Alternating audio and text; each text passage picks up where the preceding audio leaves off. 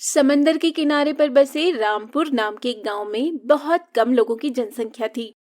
यहाँ के सभी लोग समंदर से मछलियां पकड़कर उन्हें बाजार में बेचकर अपना गुजारा किया करते थे। उन्हीं में से एक था रामू। उसका इस दुनिया में सिवाय एक छोटी बहन के कोई नहीं था। वो समंदर की गहराइयों से मछलियां पकड़कर लाता और उन्हें बाजार में बेचकर अपना और अपनी बहन का जीवन यापन करता। भैया, आज जब आप बाजार से मछलियां बेचकर आएंगे तो मेरे लिए एक जोड़ी अच्छे से कपड़े ले आना। वो क्या है ना, पुराने कपड़े फट गए हैं। ठीक है बहन, मैं तेरे लिए कपड़े ले आऊंगा।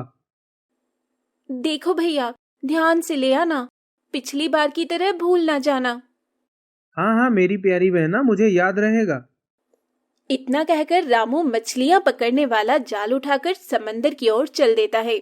जहां जाकर वो देखता है बिरजू और सोनू नाम के दो मछुआरे रामू की नाव पर जाल डालकर मछलियां पकड़ रहे थे।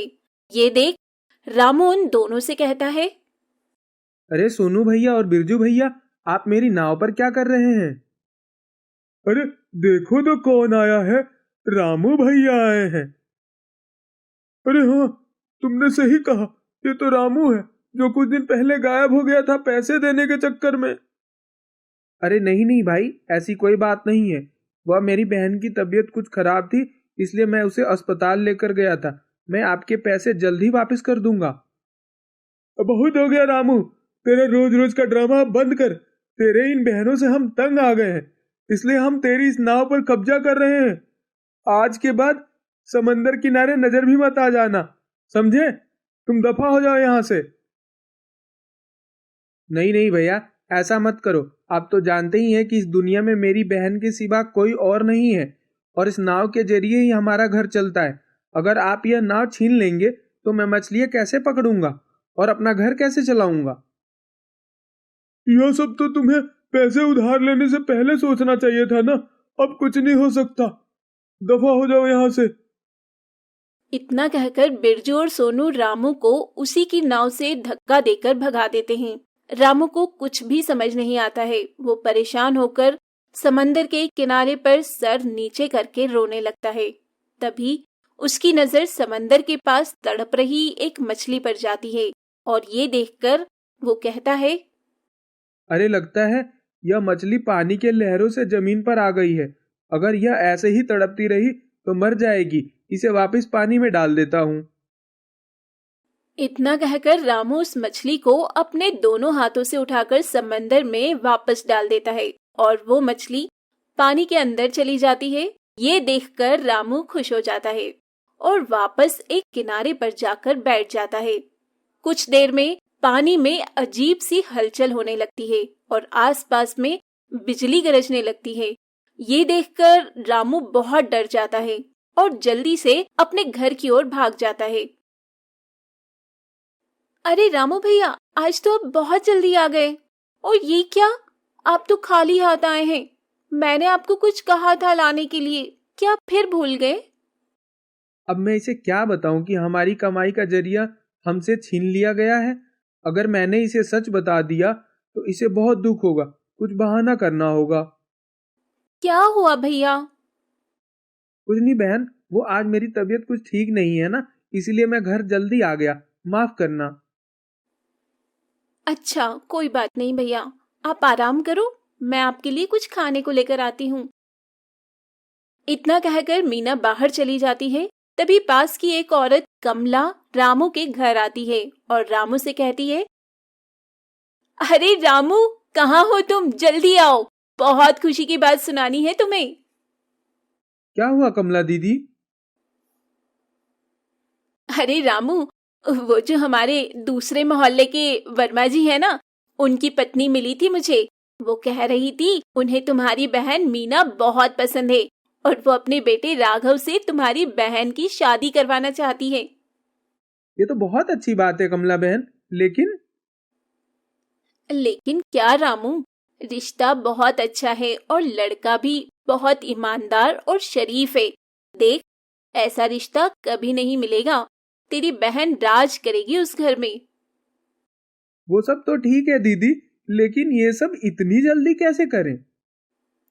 तुम चिंता मत करो, मैं कल फिर से वर्मा जी की पत्नी से मिलूंगी और उनसे सही से रिश्ते की बात करके तुझे बताऊंगी।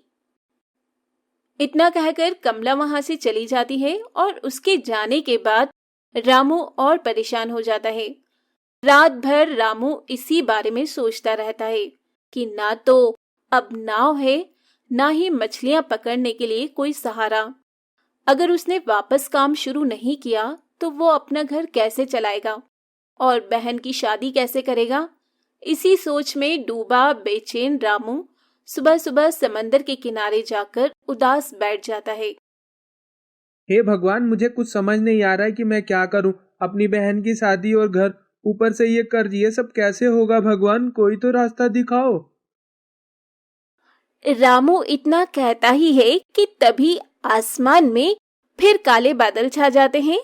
तेज हवा चलने लगती है और देखते ही देखते समंदर के अंदर से एक खूबसूरत जलपरी बाहर आती है। हे भगवान! अरे तुम्हें क्या हुआ, जल्दी उठो। क्या मैंने कोई सपना देखा या फिर यह सच था? तुम सही हो, ये कोई सपना नहीं है, सच है। मैं सच में एक जलपरी हूँ। क्या तुम असली जलपरी हो? लेकिन ऐसा कैसे हो सकता है? जलपरियां तो सिर्फ कहानियों में होती हैं। हाँ, तुमने सही कहा, जलपरियां कहानी में ही होती हैं, लेकिन ये भी सच है कि मैं एक असली जलपरी हूँ। लेकिन मैं जल्दी लोगों के सामने अपने असली रूप में नहीं आती, क्योंकि तुम्हें तो पता ही है आजकल के इंसान कितने लालची हो गए हैं। अपने लालच के लिए किसी को भी नुकसान पहुंचा सकते हैं। तुम सही कह रही हो, लेकिन तुम मेरे सामने ही अपने असली रूप में क्यों आई हो? जलपरी रामू को बताती है कि वो व्हेल मछली थी, जिसे रामू ने कल तड़पता हुआ देख जमीन से उठाकर पानी में वापस डाल दिया था। और उसकी ये नेक दिली देखकर जलपरी को बहुत खुशी हुई और इसीलिए वो उसके सामने अपने असली रूप में आई है। मुझे तो अब भी अपने आंखों पर यकीन नहीं हो रहा है। ऐसा है तो तुम मुझे वो पत्थर दो, मैं तुम्हें उसे सोने में बदलकर दिखाती हूँ। रामू उसे एक पत्थर का टुकड़ा देता है, जिसे जलपरी एक सोने के टुकड़े में बदल देती है। ये देख रामू को अब पूरी तरह यकीन हो जाता है। रामू, कल तुमने मेरी जान बचाई थी, आज बताओ तुम्हें मुझसे क्या चाहिए। जो तुम कहोगे मैं तुम्हें वो दे सकती हूँ। नहीं नहीं, मुझे आपसे कुछ नहीं चाहिए जलपरी जी। ठीक है, तो तुम्हें जब भी मेरी मदद की जरूरत हो तुम मुझे एक बार पुकारना, मैं तुम्हारे सामने आ जाऊंगी। इतना कहकर जलपरी गायब हो जाती है और उसके जाने के बाद रामू भी वापस उस सोने के टुकड़े को घर ले जाता है और उसे बेचकर नई नाव खरीदता है और फिर से अपनी मछलियां पकड़कर बेचने का व्यापार शुरू कर देता है। ये देख सोनू और बिरजू हैरान हो जाते हैं और रामू से कहते हैं, ये सब क्या है? रामू कल तक तो हमारे आगे अपनी नाव वापस मांगने की भीख मांग रहा था, और अब आप, तेरे पास ये नाव कहाँ से आ गई? उससे तुम्हें क्या मतलब? तुमने तो अपना कर्जा चुकता कर लिया ना। अब अपने काम से काम रखो। वाह रे वाह, इसकी तो जुबान भी बहुत लंबी हो गई है। और सुन, उस नाव के तूने बस अपना ब्याज ही दिया था, अब ये नाव भी हमें दे दे, इससे हमारा मूल भी वसूल हो जाएगा। ऐसा मत करो, अब मेरे पास यही सहारा है। मुझे मेरे बहनों की शादी के लिए पैसा जमा करना है। अगर तुम ये भी ले लोगे तो मैं उनकी शादी कैसे करूंगा? अगर कोई शादी ना करे तो हमें बता देना, हमारा सोनू तेरी बहन से शादी कर लेगा। बहुत अच्छा बच्चा है ये। इतना कहकर बिरजू और सोनू फिर से रामू की नई नाव लेकर चले जाते हैं और लाचार रामू रोता हुआ वापस जलपरी के पास जाता है और उसे सब बताता है। ये सुनकर जलपरी रामू को एक मोती देती है और कहती है, रामू, तुम इस मोती को अपने घर के बीचों बीच कहीं दफन कर देना और चैन की नींद सो जाना। अगली सुबह तुम्हारी जिंदगी पूरी तरह से बदल जाएगी। ठीक है जलपरी जी, अगर ऐसा है तो मैं यही करूंगा। इतना कहकर रामू वहाँ से चला जाता है और घर जाकर जैसा जलपरी ने कहा वैसा ही करता है। अगली सुबह उसकी बहन मीना उसे हैरानी से उठाती है और जैसे ही रामू की नींद खुलती है वो खुद को एक आरामदेह बेड पर पाता है और उसके सामने एक बड़ा सा घर था। ये सब बिल्कुल एक सपने की तरह था। देखिए भैया, ये सब क्या हो गया? अचानक सब बदल कैसे गया? ये हमारा घर नहीं है, फिर ये जादू कैसे हुआ? तू नहीं समझेगी पगली। रामू उसे जलपरी की सच्चाई बताता है। ये सुन मीना हैरान भी थी और खुश भी थी कि अब उनके जीवन के सभी दुख खत्म हो जाएंगे और रामू भी अपनी इकलौती बहन की शादी धूमधाम से करवा सकता है। और तो और अब उसे किसी का कर्जा भी नहीं देना था। वहीं जलपरी अपने जादू से सोनू और बिरजू को रामू को परेशान करने की सजा देती है कि वो दोनों ताउम्र समंदर में यहाँ से वहाँ बस भटकते रहेंगे। चंदनपुर गांव में रिंकू अपने पिता रामचंद्र के साथ रहा करती थी। रामचंद्र की पत्नी कलावती का काफी समय पहले ही देहांत हो चुका था, जिसके बाद से रामचंद्र अपनी बेटी रिंकू की जिम्मेदारियां संभाल रहा था। लेकिन अब रिंकू शादी के लायक हो चुकी थी। रिंकू रंग में काली थी, जिस वजह से उसके लिए ढंग का रिश्ता नहीं मिल पा रहा था और रामचंद्र चाहता था कि उसकी इकलौती बेटी के लिए वो अच्छा और अमीर घर ढूंढे। एक रोज रामचंद्र अपने दोस्त घनश्याम से बात कर रहा होता है। अरे घनश्याम, तूने रिंकू के लिए जो रिश्ता बताया था उसका क्या हुआ? मैं तो अपनी इकलौती बेटी को दहेज देने के लिए भी तैयार हूँ। अपनी 1 बीघा जमीन भी बेच दूंगा, लेकिन मैं चाहता हूँ कि मेरी बेटी रिंकू को कोई दिक्कत ना हो। हाँ, मैं तो बताना ही भूल गया। लड़के वालों ने थोड़ा झिकझिक किया था, लेकिन फिर मैंने कहा कि लड़की के पिता दहेज अच्छी खासी दे देंगे, तो वह भी शादी के लिए मान गए हैं। अगले हफ्ते ही लड़की देखकर जाएंगे और सारी बातचीत वहीं फाइनल हो जाएगी। अरे यह तो बहुत अच्छी बात है। बस मैं अपनी बेटी की शादी कर दूं, उसके बाद मेरे सर से बोझ उतर जाएगा। तू चिंता ना कर, सब हो जाएगा और बात भी बन जाएगी। मैं अपने तरीके से बात करूंगा लड़के वालों से। घर परिवार बहुत अच्छा है और लड़का तो इतना सीधा है कि पूछ मत, बिल्कुल अपनी बिटिया की तरह। और क्या चाहिए? घर परिवार अच्छा हो और मेरी बेटी की निभ जाए। रामचंद्र को तो पहले ही लड़का पसंद था और लड़के वाले का घर परिवार भी अच्छा था। अब अगले ही हफ्ते लड़के वाले रिंकू को देखने आते हैं। आइए भाई साहब बैठिए, मैं चाय नाश्ता मंगवाता हूं। अरे नहीं, इन सब चीजों की जरूरत नहीं है, आप भी बैठिए। यह मेरा खास दोस्त है और मैं तो इसे बचपन से जानता हूं और बिटिया तो मेरे नजरों के सामने बड़ी हुई है। मुझे भी रिश्ता मंजूर है। मैंने बिटिया को फोटो में देखा, मुझे बिटिया पसंद आई। वह मेरी बेटी का रंग थोड़ा सा डाउन है, आप लोग अभी देख लीजिए। बाद को मैं नहीं चाहता कि किसी भी तरह की दिक्कत हो उसे या आप लोगों को। अरे भाई साहब, यह तो आपका बड़प्पन है जो ऐसी बातें कर रहे हैं।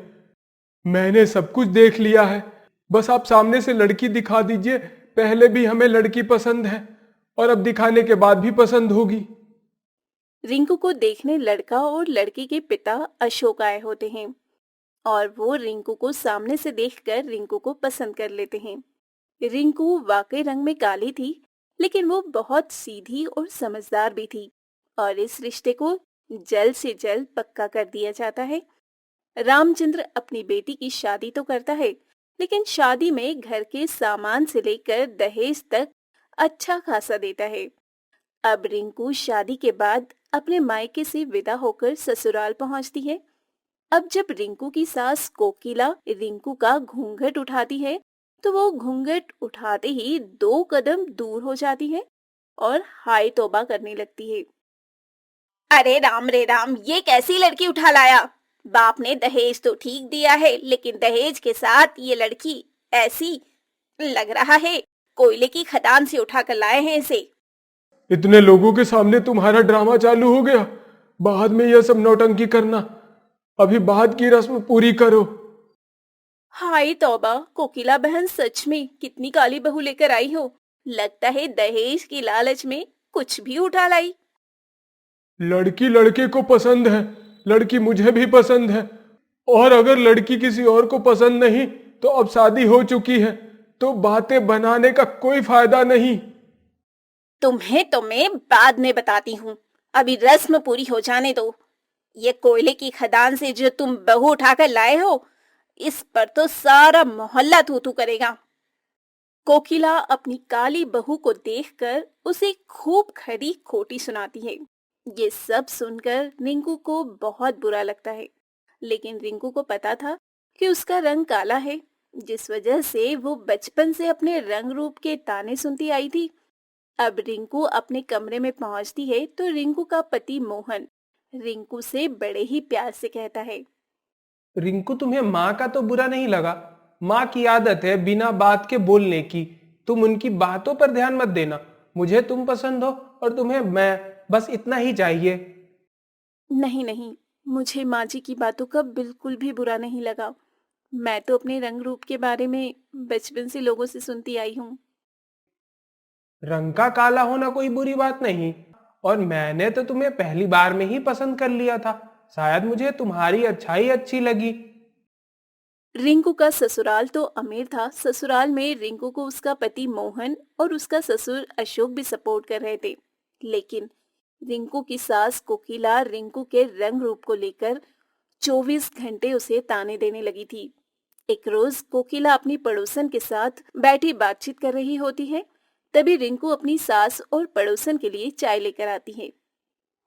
माँ जी, काकी, आप दोनों के लिए चाय। अरे नाना, मुझे नहीं चाहिए तेरे हाथों की चाय।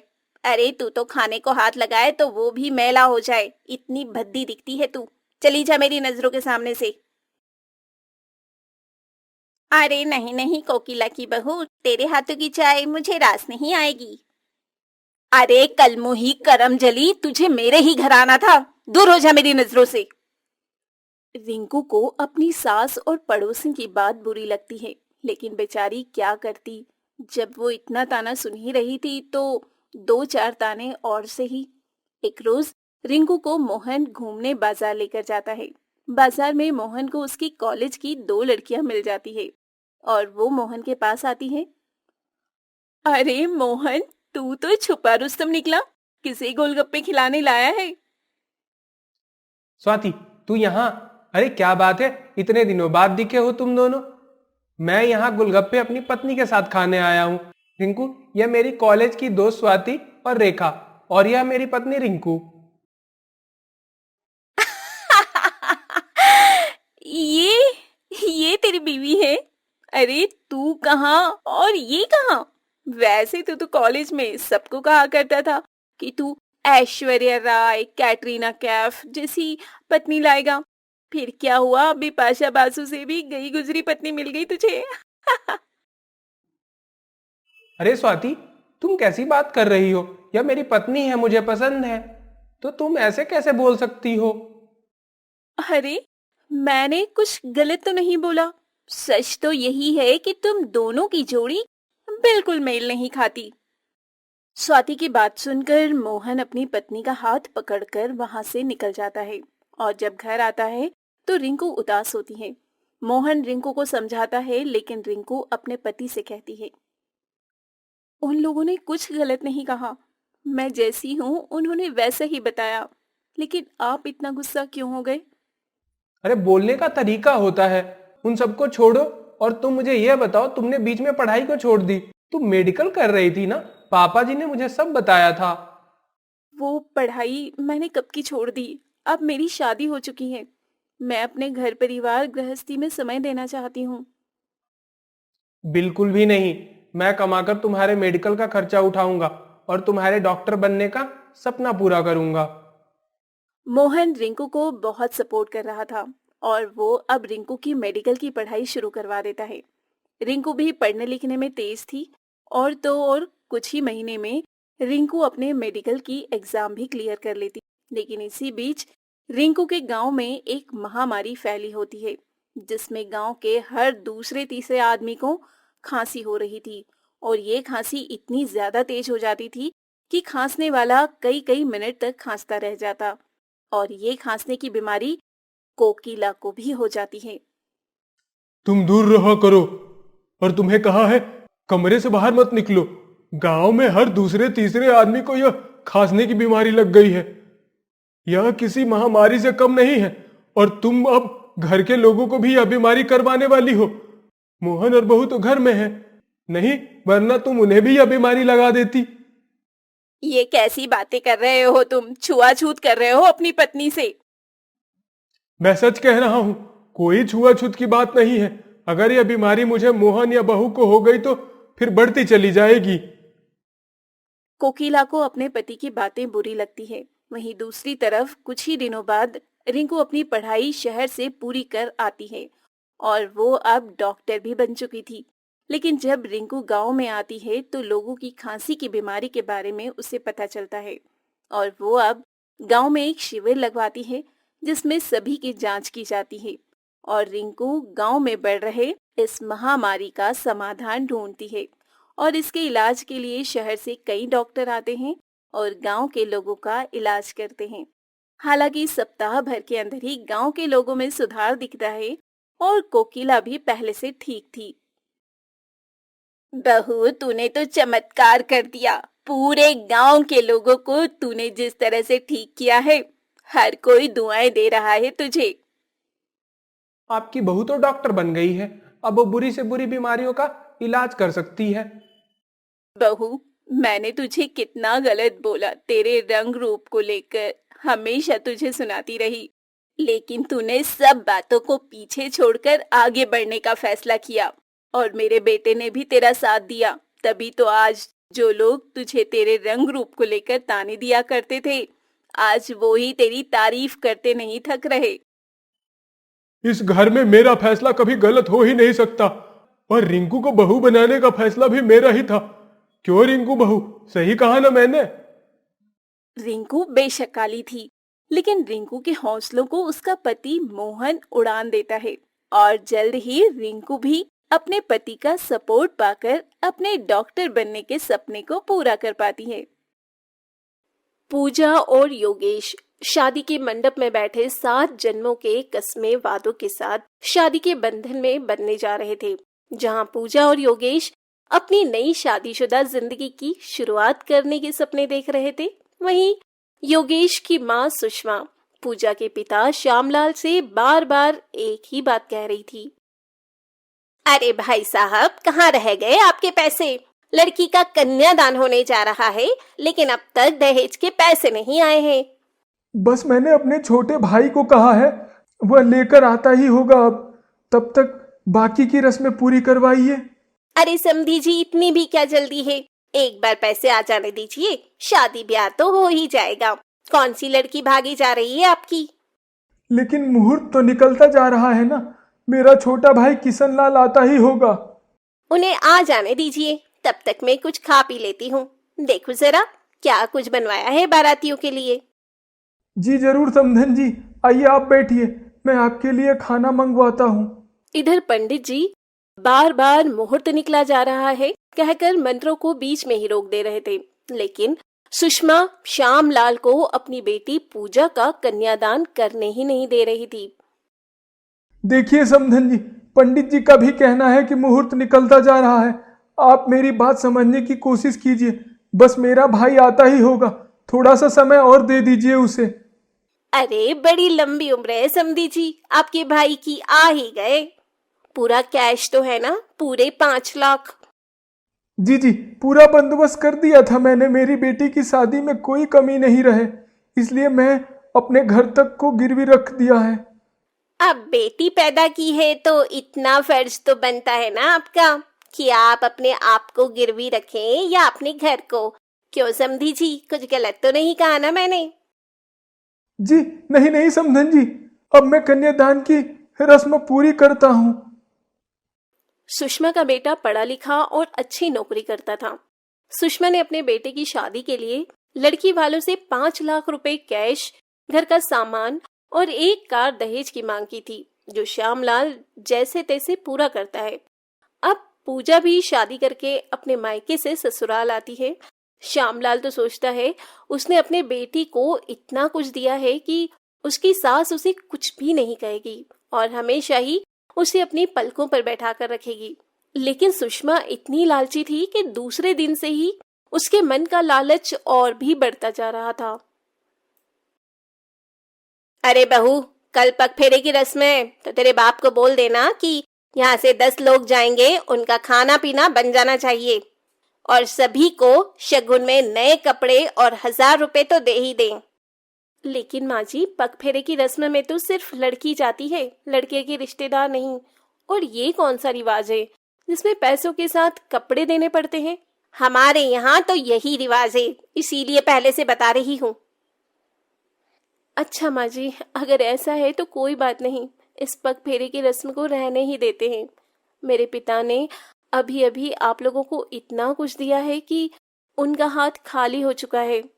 वो 10 लोगों का खाना पीना, कपड़े और शगुन के तौर पर 1000 रुपए नहीं दे पाएंगे। हाँ हाँ, तेरा फकीर बाप जब बेटी के ब्याह में खर्च नहीं कर सकता था तो बेटी को जन्म ही क्यों दिया। खैर छोड़ो, अब तक उसने जितने भी सामान दहेज में दिए हैं सारे लोकल हैं, कोई काम का नहीं लग रहा। माँ जी, मैं समझती हूँ, उन्होंने जो भी दिया है कर्ज में आकर दिया है। जैसा भी दिया है अपनी तरफ से अच्छा दिया है। आप ऐसे कैसे बोल सकती हैं? जो देख रही हूँ वही बोल रही हूँ, लेकिन तेरी जुबान भी दूसरे दिन से ही कुछ ज्यादा चलने लगी है। पूजा अपनी सास की बातें सुनकर समझ जाती है कि उसकी सास एक नंबर की दहेजखोर लालची औरत है। ऐसे ही समय बीत रहा था। एक रोज सुषमा के कमरे का एसी खराब हो जाता है। सुषमा अपने बेटे योगेश से एसी ठीक करवाने की बात कहती है। माँ, आपको पता है ना शादी में कितना खर्च आया है। बेशक हम लड़के वाले हैं, लेकिन खर्च तो हमारा भी हुआ है और अभी मेरी तनख्वाह भी नहीं आई है, तो इन सब पर खर्च करने का आप सोचो भी मत। हाँ बेटा, ये भी तू सही कह रहा है। चल, इसका भी उपाय मैं करती हूँ, तू अभी ऑफिस जा। योगेश के ऑफिस निकल जाने के कुछ देर बाद हॉल में पोछा लगा रही पूजा से सुषमा कहती है, अरे बहू, अब तक तेरा काम नहीं हुआ। तेरे बाप को बुलाया था घर पर, आता ही होगा। अगर आए तो नाश्ता पानी करवा कर भेजना। लेकिन पिताजी आ रहे हैं, उन्होंने तो मुझे कुछ बताया ही नहीं कि वो मुझसे मिलने आ रहे हैं। तेरे बाप को मैंने यहाँ तुझसे मिलने नहीं बुलाया है, बल्कि तेरे बाप से कहा था कि घर का एसी खराब हो गया है, बेटी के लिए इतना तो कर ही सकता है। मैं समझी नहीं माँ जी, क्या आप मेरे पिताजी से नया एसी मंगवा रही हैं, वो भी अपने कमरे में लगवाने के लिए? हाँ, बड़ी जल्दी समझ आ गई। चल अच्छा है, मैं जा रही हूँ कांता के घर, थोड़ा काम है। तेरा बाप आए तो बिना नाश्ता पानी के मत भेजना, वरना कल को बदनामी होगी। लेकिन माँ जी, मेरे पिताजी से जितना हुआ उन्होंने उतना तो किया ही ना, तो अब आप उन्हें और क्यों परेशान कर रही हैं? क्या उन्होंने दहेज में कोई कमी छोड़ी है? लड़की का बाप जितना दे उतना कम है, चाहे वो ताजमहल ही क्यों ना दे दे, और लड़के वाले जितना ले उतना कम है। ये बात तू नहीं जानती क्या बहू? चल अभी घर के काम पे ध्यान दे, मेरी बातों पर नहीं। इतना कहकर सुषमा अपनी पड़ोसन कांता के घर चली जाती है। कुछ देर बाद श्यामलाल अपनी बेटी के ससुराल आता है। अरे पूजा बेटी कैसी है? घर में सब ठीक तो है ना? बाहर तो धूप भी बहुत तेज है। पिताजी आप आ गए? कैसे हैं आप? आपकी तबीयत तो ठीक है ना? बैठिए ना, आप खड़े क्यों हैं? मैं आपके लिए ठंडा पानी लेके आती हूँ। बेटी सब ठीक है, वह तो बस मैं तेरे लिए एसी लेकर आया हूँ। दहेज में मैंने तुझे पंखा कूलर तो दिया, लेकिन एसी नहीं। अरे पिताजी, इसकी क्या जरूरत थी? और मुझे अच्छे से पता है ये आप अपनी मर्जी से नहीं लेकर आए हैं, आप पर दबाव बनाया गया है। नहीं नहीं बेटी, कैसी बातें कर रही है तू? मैं ये तेरे लिए ही लेकर आया था। पूजा अपने पिता की बात सुनकर किचन में पानी लाने जाती है। तभी श्यामलाल किसी से फोन पर बातें कर रहा होता है।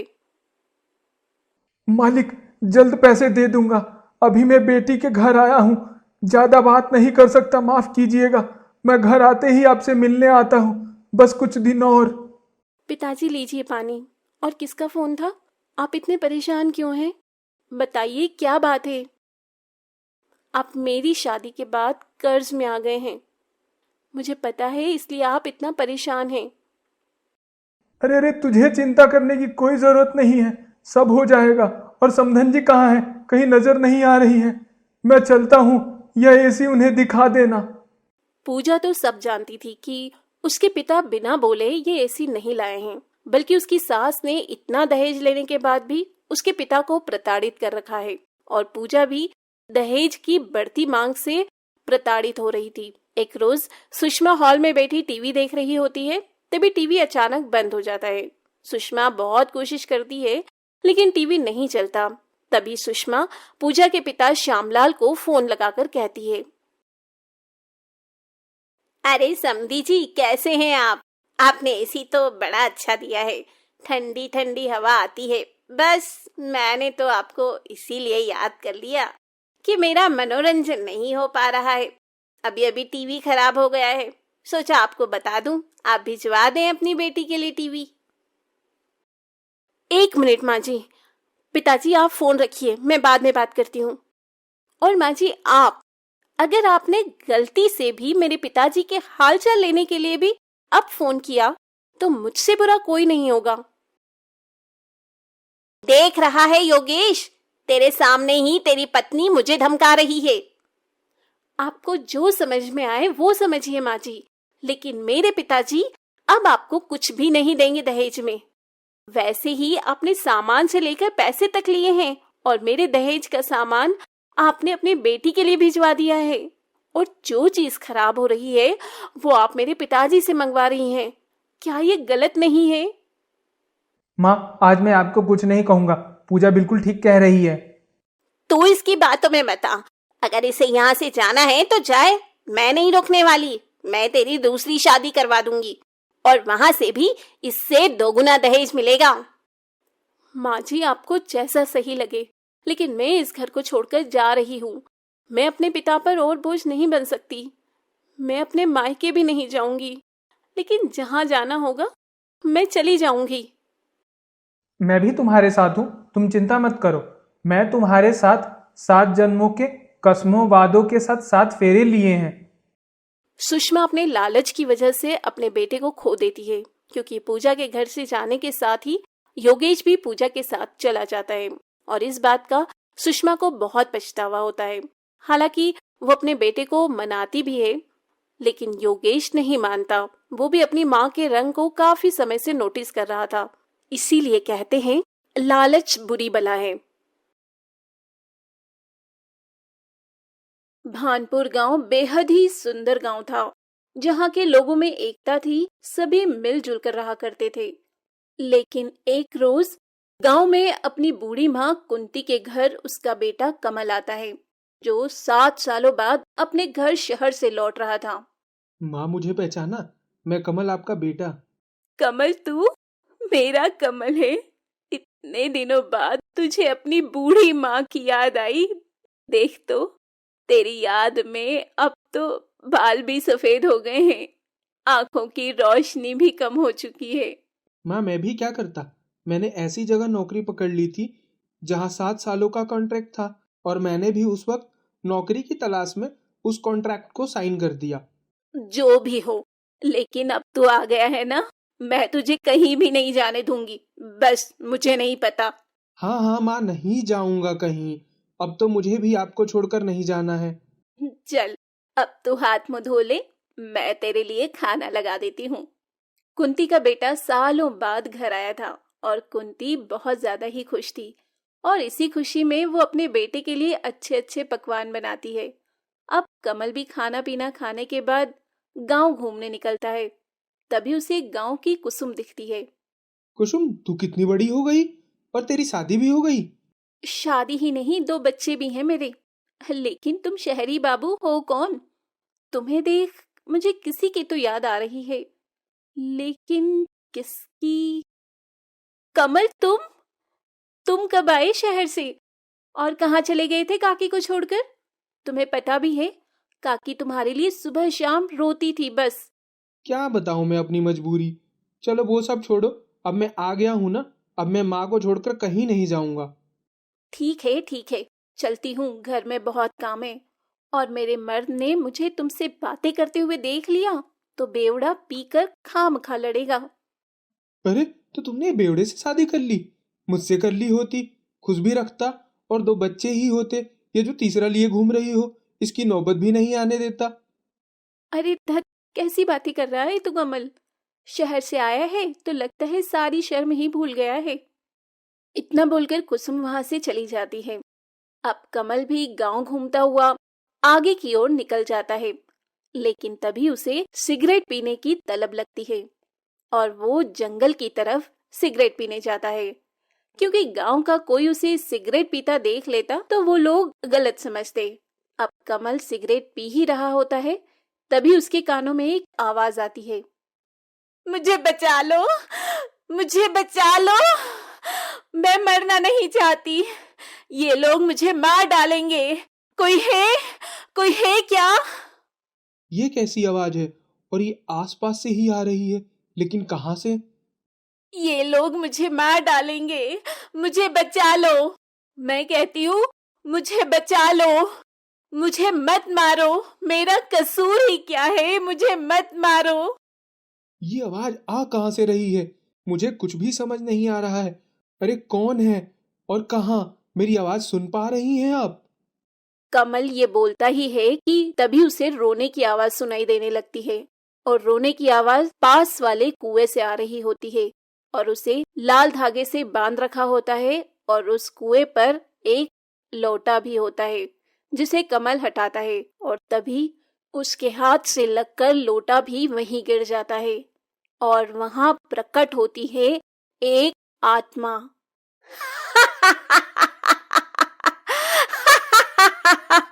मैं सबको तबाह कर दूंगी, सबको मार डालूंगी, जिस तरह इन्होंने मुझे सालों पहले मार डाला था। कमल समझ ही नहीं पा रहा था कि आखिर ये हुआ क्या। वो आत्मा इतना कहने के बाद गायब हो चुकी थी और कमल तो डर से कांप रहा था। तभी गांव का ही अजय देखता है, श्रापित कुएं के पास एक आदमी खड़ा है। वो झटपट वहां पहुंचता है और कमल का हाथ पकड़ उसे गांव की तरफ लेकर आता है। मेरे भाई, ये तुम क्या कर रहे थे? उस कुएं के बारे में क्या तुम्हें कुछ भी नहीं पता है? यहाँ नए हो क्या? कमल, तू तू कब आया और मुझे बताया भी नहीं? यार क्या है उस कुएं में? क्या हुआ? मुझे सब कुछ जानना है।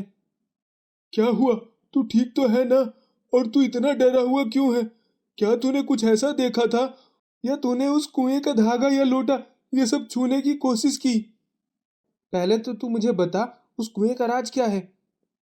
देख, मैं अभी बस तुझे इतना ही बता सकता हूँ कि वो कुआं श्रापित है। उस कुएं में एक बहुत ही शक्तिशाली आत्मा रहती है। क्या शक्तिशाली आत्मा? हाँ मेरे भाई, लेकिन तुझे उस कुएं के रहस्य के बारे में जानना ही क्यों है?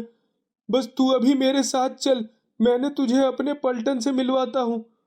तू तो कितना बदल गया है यार, कि अपने ही दोस्त को भुला बैठा और एक बार भी खुद मिलने नहीं आया। कमल अपने दोस्त अजय की बातों को सुन तो रहा था, लेकिन उसका ध्यान उस आत्मा पर था जिसे उसने उस कुएं से आजाद कर दिया। अब इसी टेंशन में जब कमल देर रात अपने घर पहुंचता है तो कुंती उसका खाने पर इंतजार कर रही होती है, लेकिन कमल खाना खाने से मना कर देता है। अब इसे क्या हुआ? पहले कह देता खाना नहीं खाना है, हो सकता है अपने दोस्तों के साथ कुछ खा कर आया हो। माँ, आप खाकर सो जाओ, मैंने दोस्तों के साथ खा लिया था। अब कमल को नींद नहीं आ रही होती है। वहीं दूसरी तरफ उस कुएं से आत्मा निकलती है और गांव की तरफ बढ़ती है।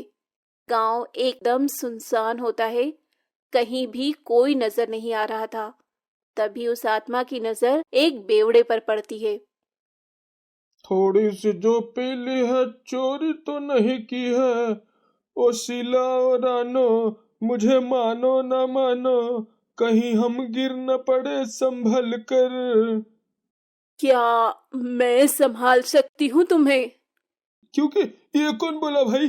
भूतनी या चुड़ैल? नहीं नहीं, ये नहीं हो सकता। नहीं नहीं, ये तो आत्मा है। क्या चाहिए? तुम चाहिए। चलो मेरे साथ, मेरे पीछे। अब तो आत्मा उस बेवड़े को कुएं तक लेकर जाती है और अपने साथ उस बेवड़े को भी कुएं में साथ लेकर कूद जाती है और डुबोकर उसे मार डालती है। अब अगली सुबह कुंती कमल को उठाकर कहती है, कमल उठ जा, कमल उठ, कुसुम के घर जाना है हमें। उसका बेवड़ा पति मर गया, उसकी लाश उस कुएं के बाहर मिली जहां आत्मा रहती है। क्या उस आत्मा ने लोगों को मारना शुरू कर दिया? आखिर क्या है उस आत्मा का सच? कोई मुझे बताएगा? ये तू क्या बोल रहा है? तू तो ऐसे बात कर रहा है जैसे तूने उस आत्मा को देखा है। कमल अब कुंती के सवाल का जवाब दिए बिना कुसुम के घर के लिए निकल पड़ता है और इधर वो आत्मा कुंती के घर में जोर जोर से हंस रही होती है। अब कमल कुसुम के घर जाता है तो देखता है कुसुम अपने पति के जाने के बाद अपने दोनों बच्चे और गर्भवती हॉल में रो रही है। बताओ, बेचारी की तो किस्मत ही फूट गई। एक तो पति रोज मारता पीटता था और छोड़ भी गया, तो इस हालत में 2 बच्चे और फिर से ये माँ बनने वाली है। कुसुम, ये सब मेरी वजह से हुआ। तुम्हारे पति की मौत का जिम्मेदार मैं ही हूँ। कमल को कुछ भी समझ नहीं आ रहा था कि आखिर उसने जो किया है उसका परिणाम क्या होने वाला है। हालांकि वो कुसुम के पति के मौत के बाद उदास हो गया था, लेकिन वो भी ठान लेता है कि वो उस आत्मा के मौत के बारे में जानकर उस आत्मा के बदले की मनसा जानकर रहेगा। ऐसे ही इस बात को भी कई दिन बीत जाते हैं और हर रोज अब गांव में मौत होने लगी थी। हर कोई उस आत्मा से डरा हुआ था, लेकिन किसी की भी हिम्मत नहीं हो रही थी कि कोई उस आत्मा का जिक्र भी करे। कमल इधर इन सब का जिम्मेदार खुद को मान बैठा था और एक रोज देर रात वो घर से निकल पड़ता है और उस कुएं के पास जैसे ही पहुंचता है उसके सामने बड़ी आत्मा प्रकट हो जाती है। अरे, तुम तो बड़े ही बहादुर हो। मौत से पहले तुम्हें डर नहीं लगता, जो खुद मेरा खाना बनने चले आए। तुम मुझे छूते ही भस्म हो जाओगी, तो मुझे हाथ लगाने की भूल भी मत करना। मैं यहाँ सिर्फ तुम्हारी मदद करने और तुम्हारी आत्मा को मुक्ति दिलाने आया हूँ। तुम मुझे बताओ, तुम्हारे साथ क्या हुआ था? तुम्हें अजय को यहाँ बुलाना होगा। अजय अजय ने मुझसे प्यार का नाटक किया और जब उसने मेरा विश्वास जीत लिया तो उसने मुझे देर रात यहीं बुलाया और अपने दोस्तों के साथ मेरी इज्जत पर हाथ डालने की कोशिश की। मेरे कपड़े फाड़ दिए गए, लेकिन मैं अपनी आबरू बचाने के लिए इस कुएं में कूद पड़ी और मेरी डूब कर जान चली गई। तब से मैं यहाँ भटक रही हूँ।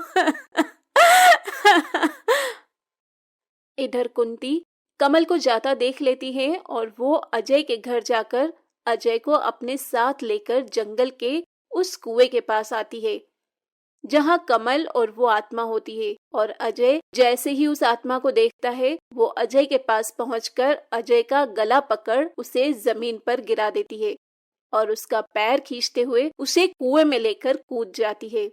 ये सब कमल और कुंती देखते रह जाते हैं और वो कुछ भी कर नहीं पाते क्योंकि ये सब इतनी जल्दी में हो जाता है।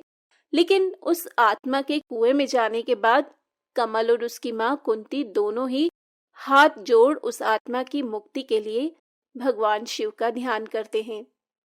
हे भोलेनाथ, अब इस आत्मा को मुक्ति दे दो। ओम त्र्यंबकं यजामहे सुगंधिं पुष्टिवर्धनम् उर्वारुकमिव बंधना मृत्योर्मुक्षीमामृताम्।